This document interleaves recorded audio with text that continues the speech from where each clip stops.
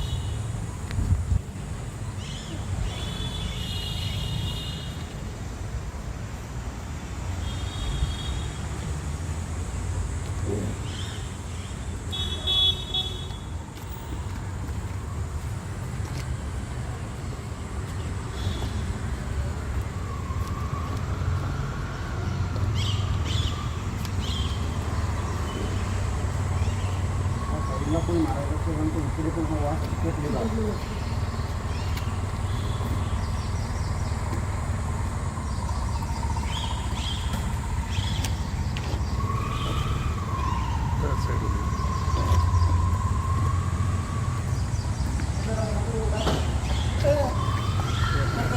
इकडे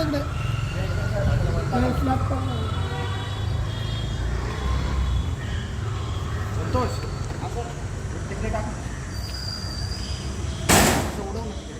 इकडे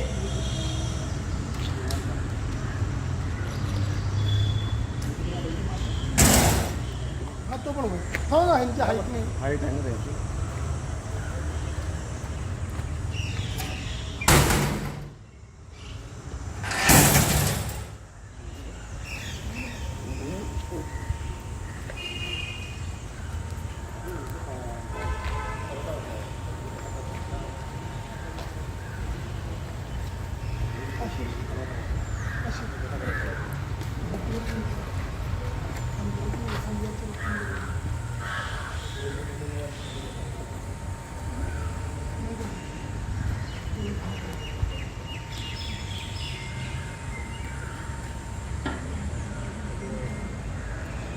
आता आपण मारलंय कंप्लीट, बरोबर ना.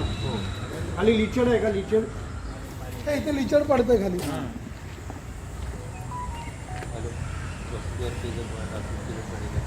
या लिचडवर पण आपण मारून टाकतोय. हो. तो वास जो आहे, बॅक्टेरिया जे आहे आपलं,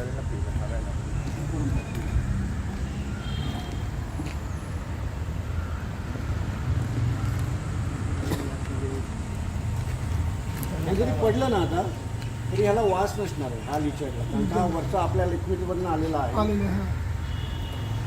ठीक आहे, सोडून देऊया.